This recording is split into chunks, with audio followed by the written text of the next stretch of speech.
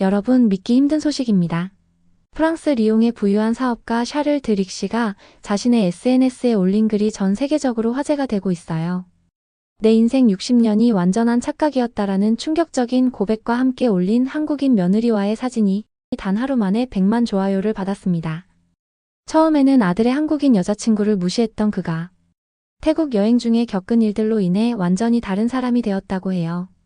공항에서의 특별 대우, 쇼핑몰에서의 놀라운 장면, 그리고 마지막 날 해변에서의 뜨거운 눈물까지. 도대체 무슨 일이 있었던 걸까요? 프랑스가 최고라고 믿었던 내 생각이 얼마나 우스운 건지. 이제야 알았습니다. 라는 그의 말에 많은 유럽인들도 큰 충격을 받고 있다는데요. 한국인 며느리가 어떻게 완고한 프랑스 노인의 마음을 180도 바꿔놓았는지 그 감동적인 이야기를 지금 바로 들려드립니다. 여러분의 응원은 저에게 큰 힘이 됩니다. 영상 시작 전에 딱 1초만요.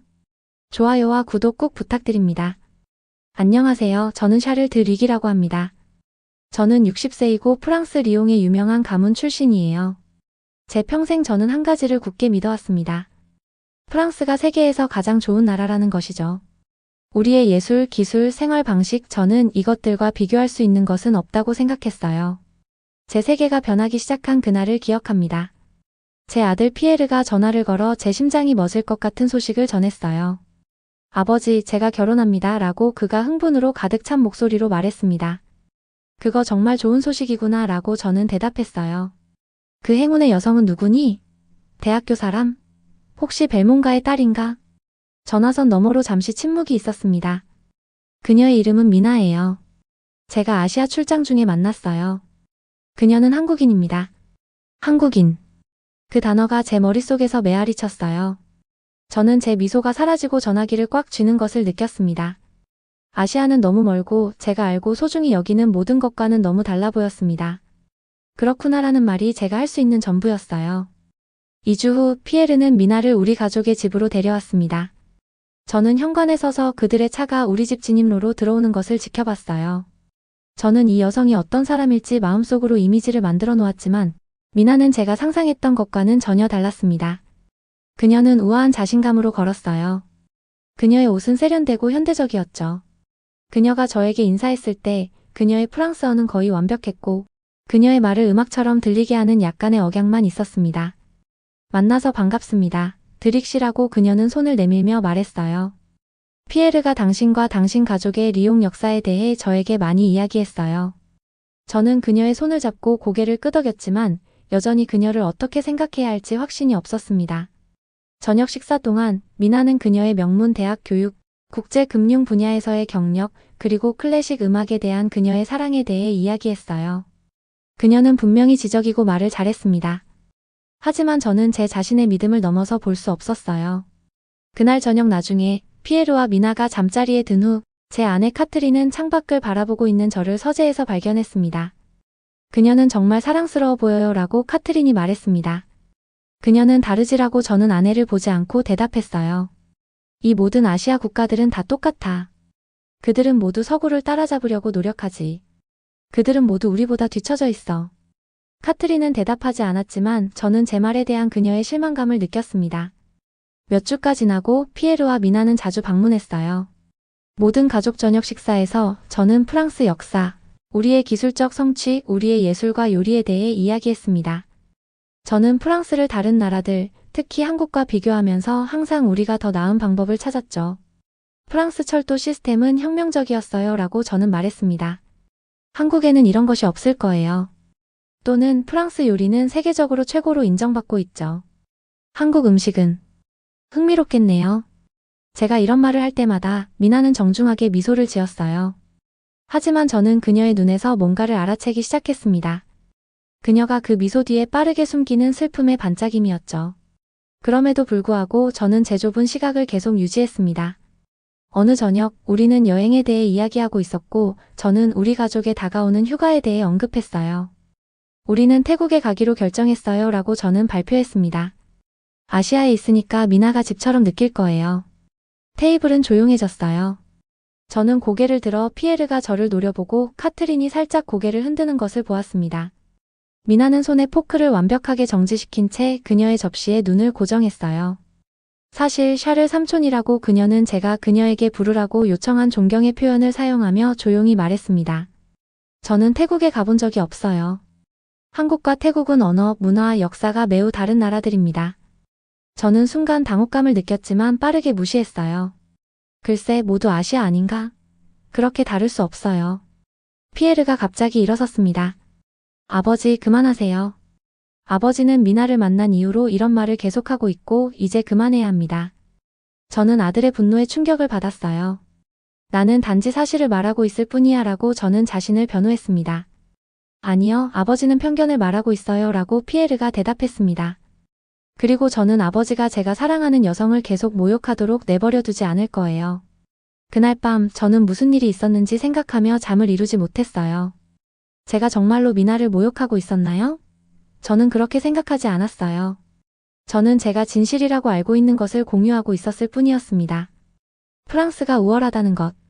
그렇지 않나요? 저는 다가오는 태국 여행이 제가 믿는 모든 것을 뒤집어 놓을 것이라고는 전혀 알지 못했어요. 제 세계는 제가 상상할 수 없었던 방식으로 변하려고 하고 있었습니다. 불편했던 저녁 식사 대화 이후 2주 뒤 저희 가족은 태국행 비행기에 탑승했어요. 저는 창가에 앉아 프랑스가 구름 아래로 사라지는 것을 지켜봤습니다. 카트린은 제 옆에 앉아 소설책을 읽고 있었고 피에르와 미나는 앞열에 앉아 영화를 보면서 머리를 맞대고 있었죠. 비행은 길었어요. 거의 12시간이나 됐습니다. 저는 잠을 자려고 했지만 잘 수 없었어요. 제 마음은 계속해서 저녁 식사 때 피에르의 화난 말들로 돌아갔습니다. 제가 정말 미나에게 불공평했을까요? 저는 그렇게 생각하지 않았어요. 저는 단지 모두가 알고 있는 사실을 말했을 뿐이었습니다. 프랑스는 세계의 위대한 국가 중 하나라는 것이죠. 그 비교로 인해 다른 나라들이 덜 인상적으로 보인다면 글쎄요, 그것은 그저 진실일 뿐이었습니다. 마침내 방콕의 수완나품 국제공항에 착륙했을 때 저희는 모두 피곤하고 뻣뻣했어요. 공항은 거대했고 높은 유리 천장과 모든 방향으로 움직이는 사람들로 북적였습니다. 비행기의 시원한 에어컨과 비교하면 공기는 따뜻하고 무겁게 느껴졌어요. 저는 여행할 때 항상 그랬듯이 주도권을 잡으며 이쪽으로 따라오라고 말했습니다. 출입국 심사가 이쪽 방향일 거라고 했죠. 저희는 여권 확인을 기다리는 여행객들의 긴 줄에 합류했어요. 전 세계 각지에서 온 사람들이 저희 주변에 서 있었고 모두 비행 후에 똑같이 피곤해 보였습니다. 줄은 천천히 움직였어요. 아주 천천히요. 저는 시계를 확인하고 한숨을 쉬었습니다. 카트린에게 1시간은 걸릴 수 있겠다고 중얼거렸어요. 그때 일이 일어났습니다. 제 세계관의 기반을 깨트리기 시작할 순간이었죠. 깔끔한 제복을 입은 태국 공항 직원이 저희 그룹에 다가왔어요. 그는 저희 각자를 바라보다가 그의 시선이 미나에게 머물렀습니다. 그는 영어로 양해를 구하며 미나가 한국에서 왔는지 물었어요. 미나는 놀란 표정으로 고개를 끄덕였습니다. 직원은 환하게 웃으며 미나에게 따라오라고 했어요. 한국 여권 소지자는 VIP 패스트 트랙 서비스를 이용할 수 있다고 했습니다. 저는 혼란스러움에 눈을 깜빡였어요. 저희는 함께 있는데 나머지는 어떻게 하냐고 물었습니다. 직원은 미안해하며 이 서비스는 한국 국적자만을 위한 것이라고 했어요. 한국과의 특별 협약의 일부라고 했습니다. 제가 더 말하기도 전에 피에르는 미나의 손을 꼭 잡고 먼저 가라고 했어요. 반대편에서 만나자고 했습니다. 불확실한 미소를 지으며 미나는 직원을 따라 한국 국기가 표시된 별도의 통로로 갔어요. 저는 그녀가 긴 줄을 지나 특별 게이트를 통과하여 시야에서 사라지는 것을 믿을 수 없는 표정으로 지켜봤습니다. 카트린에게 그것을 보았냐고 속삭였어요. 그들이 미나를 단지 한국인이라는 이유만으로 VIP처럼 대우하고 있다고요? 카트린은 눈썹을 치켜 올리며 그것이 저를 귀찮게 하느냐고 물었습니다. 물론 그렇다고 대답했어요. 저희는 프랑스인입니다. 프랑스는 유럽연합의 창립 회원국이자 핵 보유국이며 UN 안전보장이사회의 상임 이사국이에요. 한국은? 저는 말을 멈췄습니다. 사실 한국의 국제적 지위에 대해 많이 알지 못했어요. 카트린은 간단히 한국이 특별한 협약을 맺을 만큼 태국에게 충분히 중요한 나라라고 말했습니다. 저희는 그 줄에서 45분을 기다렸어요. 천천히 앞으로 나아가며 다른 여행객들이 저처럼 점점 더 참을성이 없어지는 것을 지켜보는 45분이었습니다. 그동안 저는 저희가 기다리는 동안 미나가 출입국 심사를 쉽게 통과하는 생각을 멈출 수 없었어요. 이해가 되지 않았습니다. 왜 한국 여권이 프랑스 여권이 열지 못하는 문을 열 수 있을까요? 마침내 출입국 심사를 통과했을 때 미나는 도착 홀에서 저희를 기다리고 있었어요. 그녀는 벤치에 차분하게 앉아 상쾌하고 편안해 보였습니다. 그녀는 심지어 저희 모두를 위해 차가운 물병을 살 시간도 있었어요. 그녀는 각자에게 물병을 건네며 오래 기다린 후에 목이 마를 것 같아서 가져왔다고 말했습니다. 저는 물을 받았지만 그녀에게 감사하다는 말을 할 수 없었어요. 그녀의 표정은 오직 친절함만 보여주었지만 저에게는 마치 그녀가 저희의 경험 차이를 강조하는 것처럼 느껴졌습니다. 저희가 짐을 찾고 택시 승강장으로 향하는 동안 불편한 느낌이 제 뱃속에 자리 잡았어요. 그것은 단지 기다려야 했던 것에 대한 짜증이 아니었습니다. 그것은 더 깊은 것이었어요. 세계에서 프랑스의 위치에 대해 제가 항상 느꼈던 확신의 균열이 생긴 것이었습니다. 호텔로 가는 택시 안에서 저는 방콕의 스카이라인을 바라봤어요. 거대한 고층 건물들이 구름 속으로 솟아올랐고 네온 간판들은 제가 읽을 수 없는 언어로 빛나고 있었으며 고급 자동차 전시장들이 고속도로를 따라 늘어서 있었습니다. 이것은 제가 상상했던 개발도상국의 아시아 국가가 아니었어요. 그리고 미나가 받은 특별 대우는 세계 질서에 대한 제 이해 안에서 이해되지 않았습니다. 피에르는 제 침묵을 눈치챘어요. 아버지, 괜찮으세요? 라고 물었습니다. 저는 짧게 괜찮다고 단지 비행으로 피곤할 뿐이라고 말했어요. 하지만 저는 단지 피곤한 것이 아니었습니다. 제 인생에서 처음으로 저는 혼란스러웠어요. 프랑스를 중심으로 한 제 세계는 제가 결코 예상하지 못한 방식으로 도전받았습니다. 그리고 저희는 태국에 온 지 겨우 1시간밖에 되지 않았어요. 이것이 이 여행이 저에게 가르쳐줄 것들의 시작에 불과하다는 것을 저는 전혀 알지 못했습니다. 다음 날 아침 저희는 방콕의 왕궁을 방문하기 위해 출발했어요. 에어컨이 가동되는 호텔을 나서자마자 더위가 저를 덮쳤습니다.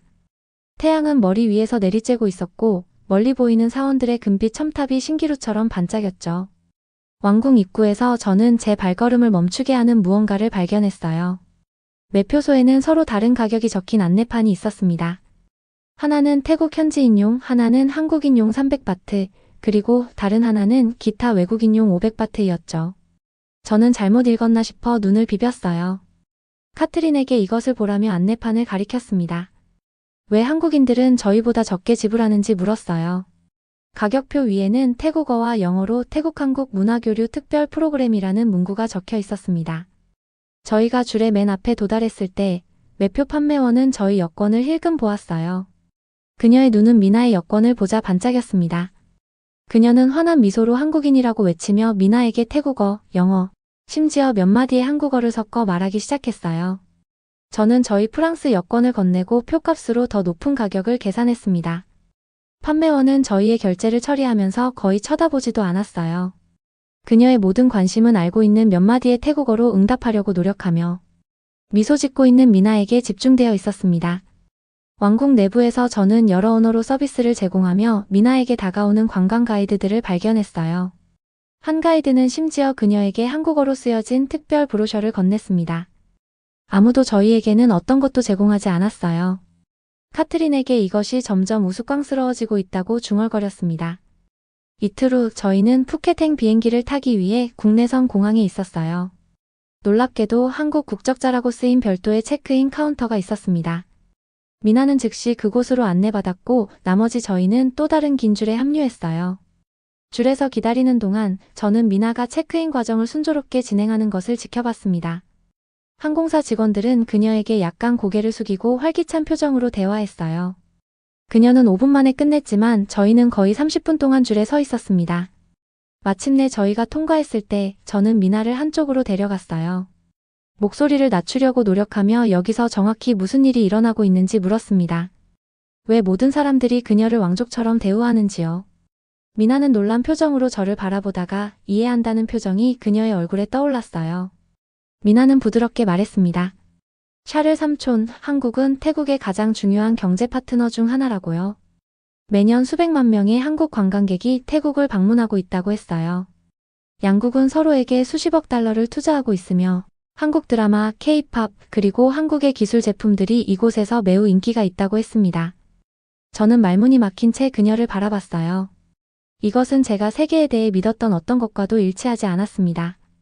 제 마음속에서는 프랑스와 같은 유럽 국가들이 세계적인 영향력과 존경을 받는 나라들이었어요.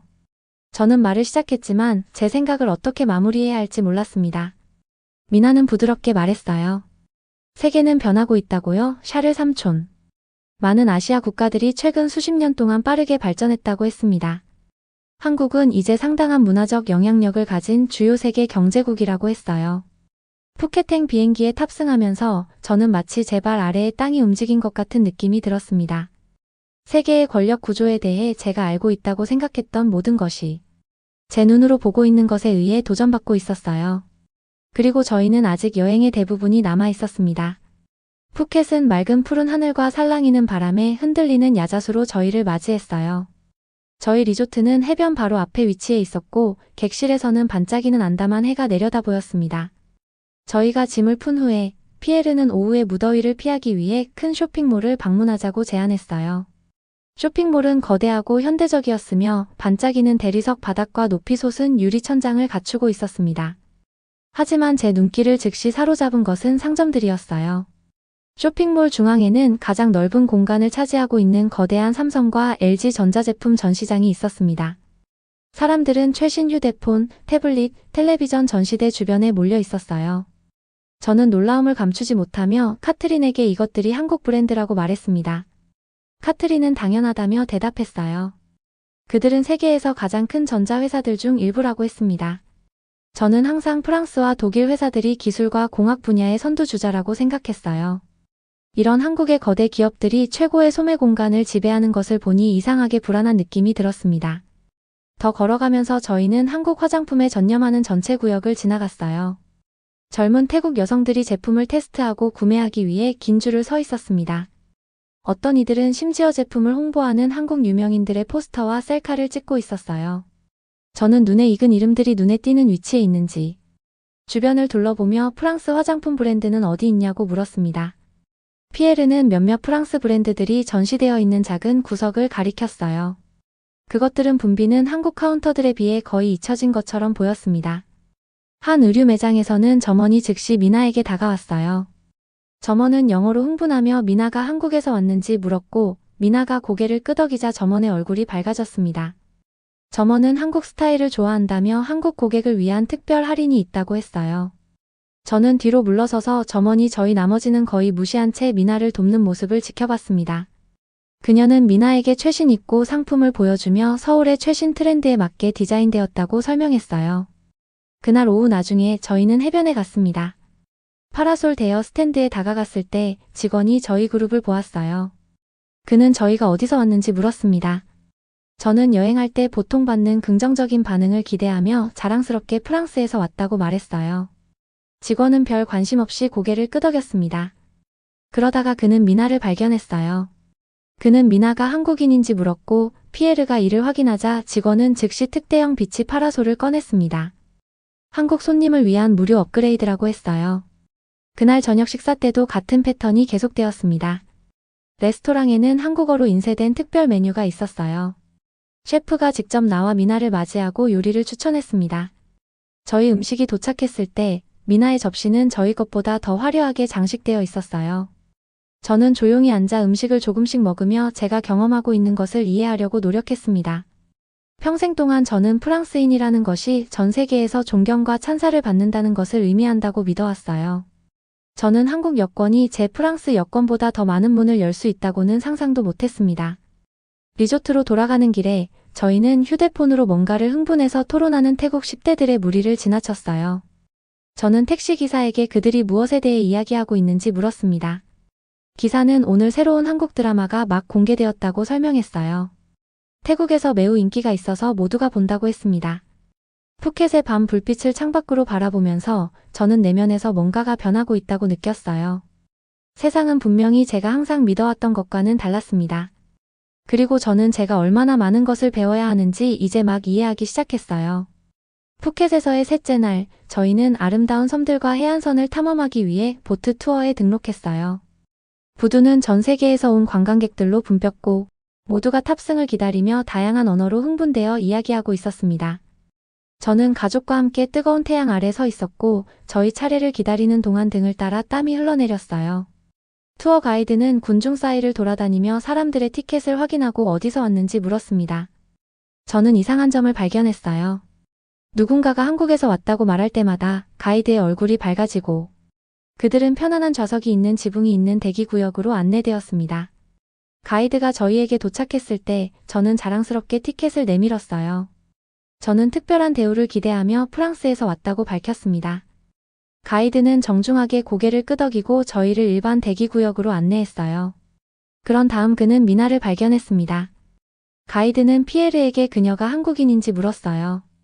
피에르가 고개를 끄덕이자 가이드는 즉시 더 활기차게 변했습니다.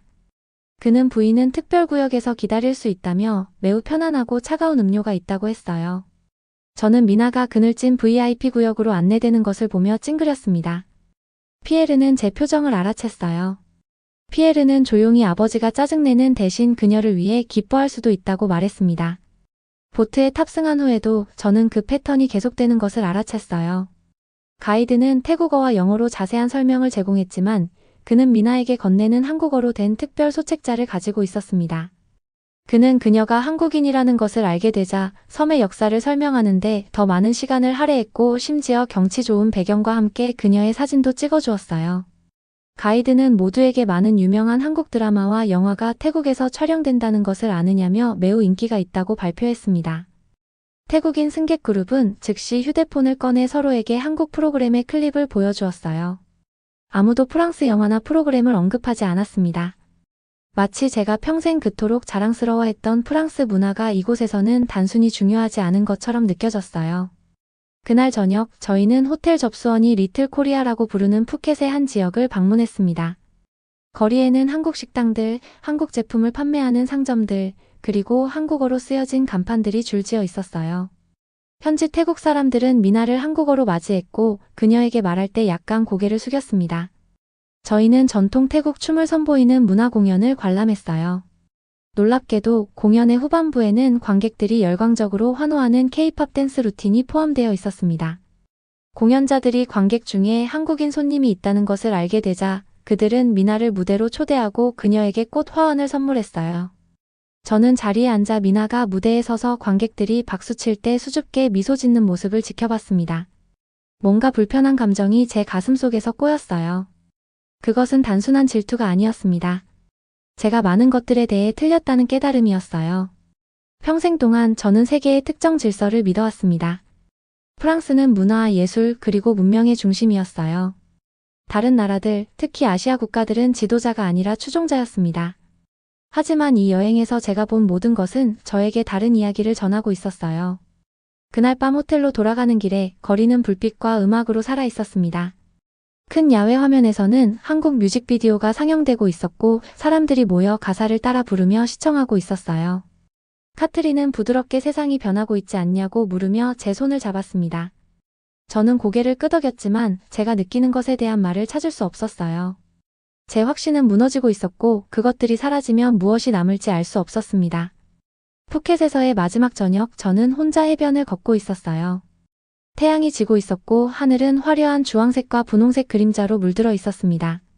제가 해안선을 따라 생각에 잠겨 걸을 때 따뜻한 물이 제 발에 부드럽게 흘러왔어요.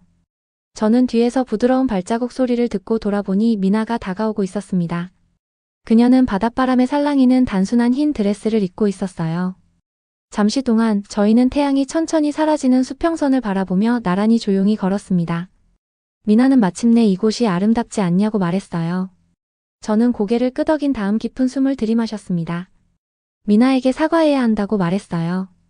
그녀는 놀란 눈으로 저를 바라봤습니다.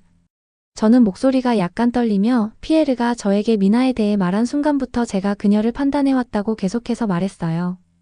저는 그녀를 보고 제가 보고 싶은 것만 보았다고 했습니다. 프랑스보다 덜 중요하다고 생각한 곳에서 온 사람이라고요.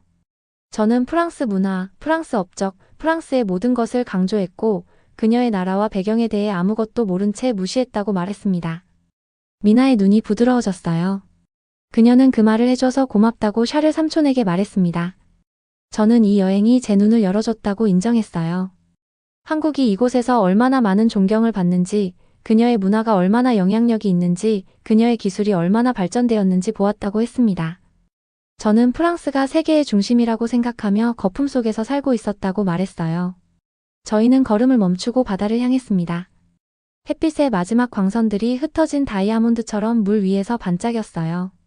미나는 부드럽게 샤를 삼촌이 진짜 한국에 대해 알고 싶은지 물었습니다. 저는 갑자기 배우고 싶어져서 고개를 끄덕였어요. 저희는 모래 위에 앉았고 미나는 저에게 그녀의 나라에 대해 말해주었습니다. 한국이 어떻게 전쟁의 잿더미에서 일어나 단 한 세대 만에 경제 강국이 되었는지에 대해 말했어요. 그녀는 한국의 놀라운 교육 시스템, 기술 혁신, 그리고 지금 K-팝, K-드라마, 한국 영화를 통해 세계를 사로잡고 있는 풍부한 문화유산에 대해 이야기했습니다. 저희 주위로 어둠이 내려앉을 때 미나는 주머니에서 작은 주머니를 꺼냈어요. 그 안에는 전통 한국 차 패키지가 있었습니다. 그녀는 미소를 지으며 여행할 때 항상 이것을 가지고 다닌다고 설명했어요. 그리고 제가 시도해보고 싶은지 물었습니다. 저희는 해변가 카페로 돌아갔고 미나는 뜨거운 물을 요청했어요. 그녀는 각 단계를 설명하면서 차를 조심스럽게 준비했습니다. 차는 제가 이전에 맛본 적이 없는 섬세하고 약간 달콤한 맛이 있었어요. 별빛 아래에서 차를 마시면서 저는 뜨거운 음료를 넘어서는 따뜻함을 느꼈습니다. 연결과 새로운 이해의 따뜻함이었어요. 호텔로 돌아왔을 때 저희는 피에르와 카트린이 저희를 기다리고 있는 것을 발견했습니다. 피에르는 저희가 함께 웃고 있는 것을 볼 때까지 불안해 보였어요. 그날 밤 저희 가족이 저녁 식사를 위해 모였을 때 저는 일어서서 제 잔을 들었습니다. 저는 목소리가 안정되고 진실되게 건배를 제안하고 싶다고 말했어요. 미나에게 그녀가 피에르를 통해 저희 가족에게 사랑을 가져왔을 뿐만 아니라 더 넓은 세계에 제 눈을 열어주었다고 했습니다. 저는 편협하고 자만했으며 용서를 구한다고 말했어요. 앞으로 판단 대신 존경과 호기심으로 다른 문화에 접근하겠다고 약속했습니다. 그들의 얼굴에 있던 놀라움은 빠르게 미소로 변했어요. 저희가 잔을 부딪힐 때 미나의 눈은 눈물로 반짝였습니다. 리옹으로 돌아온 지 일주일 후 저는 한국어 수업에 등록했어요. 저는 공연과 전시회에 참석하기 위해 한국문화원을 방문했습니다. 저는 한국의 역사와 경제 발전에 관한 책을 읽었어요. 새로운 지식의 각 조각은 제 마음속에 있는 또 다른 편견의 벽을 무너뜨렸습니다. 제가 발견한 세계는 제가 상상했던 것보다 훨씬 더 풍부하고 복잡했어요. 푸켓에서의 마지막 저녁, 미나와의 감동적인 대화 후 제가 찍은 해변에서의 사진과 함께 제 심경 변화를 SNS에 올렸는데 하룻밤 사이 100만 명이 좋아요를 누르고 수만 명이 공유하는 예상치 못한 반응을 얻었습니다. 많은 사람들이 댓글로 자신들도 비슷한 경험을 했다며 공감을 표현했고 몇몇은 저에게 용기를 주는 따뜻한 메시지를 보내왔습니다. 제 작은 깨달음이 이렇게 많은 이들에게 울림을 줄 줄은 몰랐어요. 앞으로 저는 한국어를 더 열심히 배우고 미나의 고향도 방문하며 제가 몰랐던 다양한 세계를 직접 경험해 볼 겁니다. 오늘의 영상은 여기까지입니다. 한국을 사랑하는 여러분의 응원이 저에게 큰 힘이 됩니다. 오늘도 행복한 하루 보내시길 진심으로 바래요. 다음에도 여러분의 마음을 울릴 수 있는 진솔한 이야기로 찾아뵙겠습니다. 감사합니다.